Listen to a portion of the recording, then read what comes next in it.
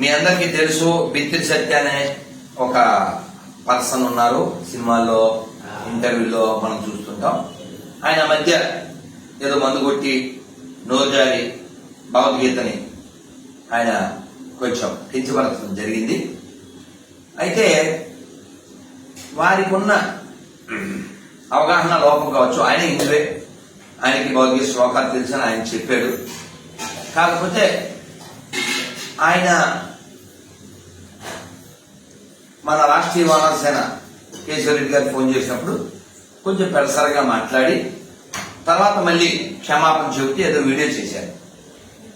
వారికి మా విజ్ఞప్తి ఏమిటంటే,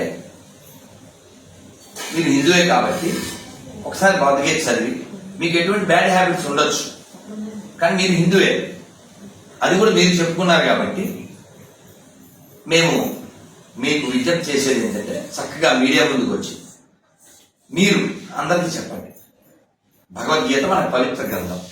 ఖురాన్ మీద బిత్తిరి సత్తి మాట్లాడతాడా? బైబిల్ మీద బిత్తిరి సత్తి మాట్లాడతాడా?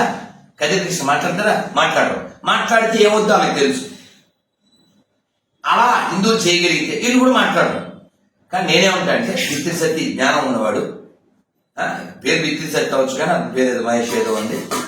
సో కాబట్టి వారు బహిరంగంగా చక్కగా ప్రెస్కొచ్చి, హిందువులారా మనమంతా హిందువులం, మనమంతా బంధువులం, భగవద్గీత ఎవడ కామెడీ చేసినా నాతో సహా ఊరుకోవద్దు అని పౌరుషంగా, తెలంగాణ పౌరుషంతో చెప్తారని ఆశిస్తున్నాను.